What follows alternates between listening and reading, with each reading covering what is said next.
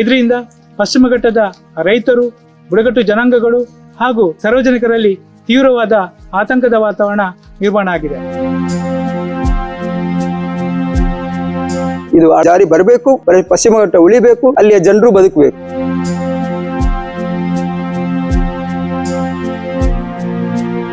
ಸರ್ಕಾರದಿಂದ ಸಿಗುವಂತ ಸವಲತ್ತುಗಳೇ ನಮ್ಮ ಊರಿಗೆ ತುಂಬಾ ಕಡಿಮೆ. ಅಂಥದ್ರಲ್ಲಿ ಇಂಥ ಯೋಜನೆಗಳು ಬಂದಾಗ ನಮ್ಮ ಊರಿಗೆ ಇನ್ನಷ್ಟು ಸಮಸ್ಯೆಗಳಾಗ್ತವೆ. ಹಾಗಾಗಿ ದಯವಿಟ್ಟು ಇಂಥ ಯೋಜನೆಗಳು ನಮ್ಮ ಈ ಭಾಗಕ್ಕೆ ಬೇಡ ಅಂತ ಹೇಳಿಕ್ಕೆ ಇಚ್ಛೆ ಪಡ್ತೇನೆ. ಕಸ್ತೂರಿ ರಂಗನ್ ವರದಿ ಜಾರಿ ವಿಚಾರ ಮತ್ತೆ ಮುನ್ನೆಲೆಗೆ ಬಂದಿದೆ. ಉಡುಪಿ ಜಿಲ್ಲೆಯ 35 ಗ್ರಾಮಗಳು ವರದಿ ವ್ಯಾಪ್ತಿಗೆ ಒಳಪಟ್ಟಿದ್ದು, ಗ್ರಾಮಸ್ಥರಲ್ಲಿ ಆತಂಕ ಹೆಚ್ಚಾಗಿದೆ. ಬಾಧಿತ ಗ್ರಾಮಗಳಲ್ಲಿ ತಕ್ಷಣ ಗ್ರಾಮಸಭೆ ನಡೆಸಿ ಅಧಿಕಾರಿಗಳಿಂದ ಸಂಪೂರ್ಣ ಮಾಹಿತಿ ಪಡೆದು ಜನಾಭಿಪ್ರಾಯದ ಆಧಾರದಲ್ಲಿ ಸರ್ಕಾರಕ್ಕೆ ನಿರ್ಣಯ ಸಲ್ಲಿಸಬೇಕು ಎಂದು ರೈತ ಸಂಘ ಆಗ್ರಹಿಸಿದೆ. ಕೇವಲ ಸಭೆ ಮತ್ತು ಹೋರಾಟದಿಂದ ಸಮಸ್ಯೆ ಬಗೆಹರಿಯುವುದಿಲ್ಲ. ವರದಿ ಅನುಷ್ಠಾನದ ಬಗ್ಗೆ ಅರಣ್ಯ ಮತ್ತು ಪರಿಸರ ಇಲಾಖೆಗಳ ನಡುವೆ ಇರುವ ಗೊಂದಲವನ್ನ ಸರ್ಕಾರವೇ ಪರಿಹರಿಸಬೇಕು ಎಂದು ಒತ್ತಾಯಿಸಲಾಯಿತು. ಕಸ್ತೂರಿ ರಂಗನ್ ವರದಿ ಏನು ಪರಿಸರ ಸೂಕ್ಷ್ಮ ವಲಯ ಅನ್ನುವಂಥದ್ದು ಘೋಷಣೆ ಆಗಿದೆ. 20,500 ಸ್ಕ್ವೇರ್ ಕಿಲೋಮೀಟರ್. ಇದು ಗಾಡ್ಗಿಲ್ ವರದಿಯ ನಂತರ ಆಗಿರುವಂತಹ ಒಂದು ಕಸ್ತೂರಿ ರಂಗನ್ ವರದಿ. ಈ ವರದಿಯ ಬಗ್ಗೆ ಜನರಲ್ಲಿ ಒಂಥರ ಗಲಿಬಿಲಿ ಉಂಟಾಗಿದೆ. ಯಾಕಂದ್ರೆ ನಮ್ಮ ಮನೆ ಹೋಗ್ತಾ ಇದೆ, ನಮ್ಮ ಬದುಕು ಹೋಗ್ತಾ ಇದೆ, ನಮ್ಮ ಕೃಷಿ ಭೂಮಿ ಹೋಗ್ತಾ ಇದೆ.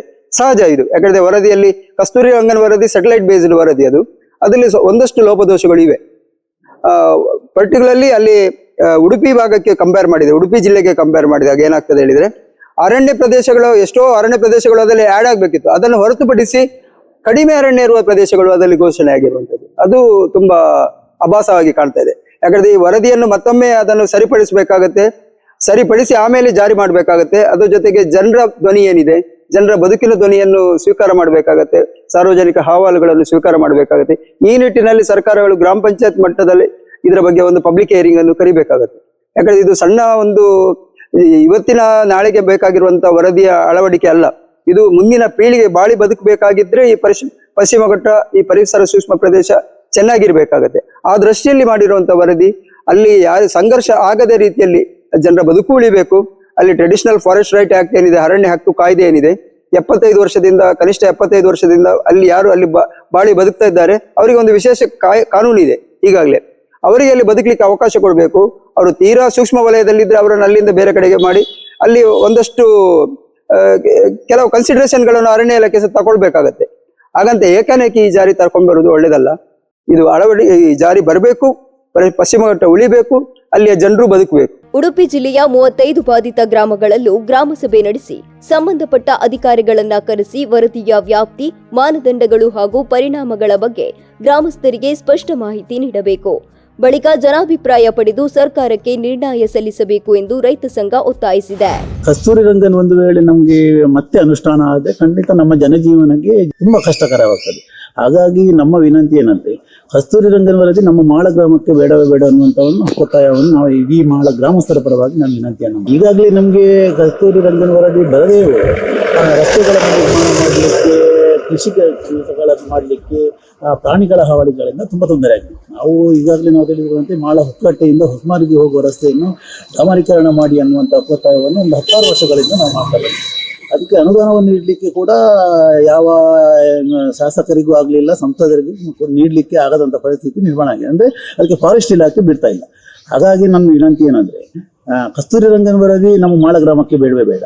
ಅದರ ಒಟ್ಟಿಗೆ ನಮ್ಮ ಒಂದು ವೇಳೆ ಏನಾದರೂ ಯಾವ ಕಾನೂನಿಂದ ಅದು ಒಂದು ವೇಳೆ ಅದು ಆಗುವುದೇ ಆದರೆ ನಮ್ಮ ಈಗಿರುವಂಥ ಜನಜೀವನಕ್ಕೆ ಏನು ತೊಂದರೆ ಆಗದ ರೀತಿಯಲ್ಲಿ ಮಾಡಬೇಕು ಅನ್ನುವಂಥ ವಿನಂತಿ. ಈಗಾಗಲೇ ಒಂದು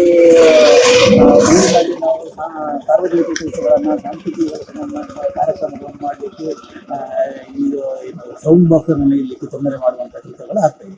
ಹಾಗಾಗಿ ನಮ್ಮ ವಿನಂತಿ ಇರ್ಬೋದು, ಪರಿಸರ ರಕ್ಷಣೆ ನಮ್ಮ ತುಂಬ ಆದ್ಯತೆ. ನಾವು ಪರಿಸರ ರಕ್ಷಣೆಗೆ ಗಿಡಗಳನ್ನು ನಾವು ಯಾವಾಗಲೂ ನಮ್ಮ ಗ್ರಾಮ ಪಂಚಾಯತ್ ವ್ಯಾಪ್ತಿಯಿಂದ ಪ್ರತಿ ವರ್ಷ 2,000-3,000 ಗಿಡಗಳನ್ನು ನಾವು ಪ್ರತಿ ವರ್ಷ ನೆಡ್ತಾ ಇದ್ದೇವೆ. ಅದನ್ನು ಮುಂದೆ ಕೂಡ ನಾವು ಮಾಡ್ತೇವೆ. ಅದರಲ್ಲಿ ನಮ್ಮ ಏನು ಅಭ್ಯಂತರ ಇಲ್ಲ, ಪರಿಸರ ರಕ್ಷಣೆಗೂ ತೊಂದರೆ ಇಲ್ಲ. ಆದರೆ ನಾವೇನು ಹೇಳೋದು, ಈ ಯೋಜನೆ ಮತ್ತೊಂದು ಸಲ ನಮ್ಮ ಗ್ರಾಮಕ್ಕೆ ಬಂದು ಜನರಿಗೆ ತೊಂದರೆ ಆಗದ ರೀತಿ ಮಾಡಿದ್ರೆ ಬಹಳ ಒಳ್ಳೆಯದು. ಕೇಂದ್ರ ಸರ್ಕಾರವು ಇತ್ತೀಚೆಗೆ ಪರಿಸರ ಸೂಕ್ಷ್ಮ ಪ್ರದೇಶವನ್ನ ನಿಗದಿಪಡಿಸಿ 7ನೇ ಬಾರಿಗೆ ಕರಡು ಅಧಿಸೂಚನೆ ಪ್ರಕಟ ಮಾಡಿದೆ. ಇದರಿಂದ ಪಶ್ಚಿಮ ಘಟ್ಟದ ರೈತರು, ಬುಡಕಟ್ಟು ಜನಾಂಗಗಳು ಹಾಗೂ ಸಾರ್ವಜನಿಕರಲ್ಲಿ ತೀವ್ರವಾದ ಆತಂಕದ ವಾತಾವರಣ ನಿರ್ಮಾಣ ಆಗಿದೆ. ಕಳೆದ ಬಾರಿ 2024ರಲ್ಲಿ 6ನೇ ಬಾರಿಗೆ ಕರಡು ಅಧಿಸೂಚನೆ ಹೊರಡಿಸಿದ ಬಹುತೇಕ ಅಂಶಗಳೇ ಈ ಕರಡು ಪ್ರತಿನಲ್ಲಿ ಇದೆ. ಆದ್ರಿಂದ ಪಶ್ಚಿಮ ಘಟ್ಟದ ಜನರ ಬದುಕು ದುಸ್ತರ ಆಗಿದೆ.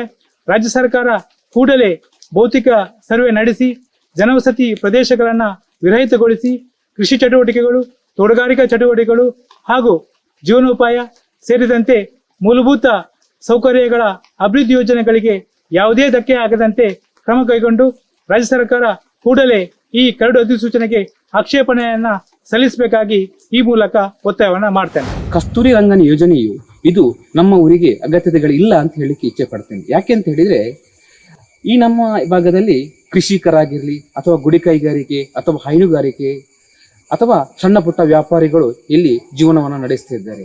ಇದನ್ನೇ ನಂಬಿರುವಂತಹ ಕೂಲಿ ಕಾರ್ಮಿಕರು ಇವರು ಎಲ್ಲಿ ಹೋಗ್ಬೇಕು ಅನ್ನೋದು ಒಂದು ಕಡೆ ಆದರೆ, ಇನ್ನೊಂದು ಕಡೆಯಲ್ಲಿ ಸರ್ಕಾರದಿಂದ ಸಿಗುವಂತಹ ಸವಲತ್ತುಗಳೇ ನಮ್ಮ ಊರಿಗೆ ತುಂಬಾ ಕಡಿಮೆ. ಅಂಥದ್ರಲ್ಲಿ ಇಂಥ ಯೋಜನೆಗಳು ಬಂದಾಗ ನಮ್ಮ ಊರಿಗೆ ಇನ್ನಷ್ಟು ಸಮಸ್ಯೆಗಳಾಗ್ತವೆ. ಹಾಗಾಗಿ ದಯವಿಟ್ಟು ಇಂಥ ಯೋಜನೆಗಳು ನಮ್ಮ ಈ ಭಾಗಕ್ಕೆ ಬೇಡ ಅಂತ ಹೇಳಿಕ್ಕೆ ಇಚ್ಛೆ ಪಡ್ತೇನೆ. ಒಟ್ಟಿನಲ್ಲಿ ಕಸ್ತೂರಿ ರಂಗನ್ ವರದಿ ಜಾರಿಯಿಂದ ಆತಂಕಗೊಂಡಿರುವ ಉಡುಪಿಯ 35 ಗ್ರಾಮಗಳ ಜನರಿಗೆ ಸ್ಪಷ್ಟ ಮಾಹಿತಿ ನೀಡಲು ಗ್ರಾಮಸಭೆ ನಡೆಸಬೇಕು ಎಂಬ ಆಗ್ರಹ ಬಲವಾಗಿದೆ. ಜನಾಭಿಪ್ರಾಯ ಪಡೆದು ಸರ್ಕಾರಕ್ಕೆ ನಿರ್ಣಯ ಸಲ್ಲಿಸುವಂತೆ ರೈತ ಸಂಘ ಒತ್ತಾಯಿಸಿದೆ. ಇದೀಗ ಈ ವಿಚಾರದಲ್ಲಿ ಸರ್ಕಾರ ಯಾವ ನಿರ್ಧಾರ ಕೈಗೊಳ್ಳಲಿದೆ ಎಂಬುದನ್ನು ಕಾದು ನೋಡಬೇಕಿದೆ.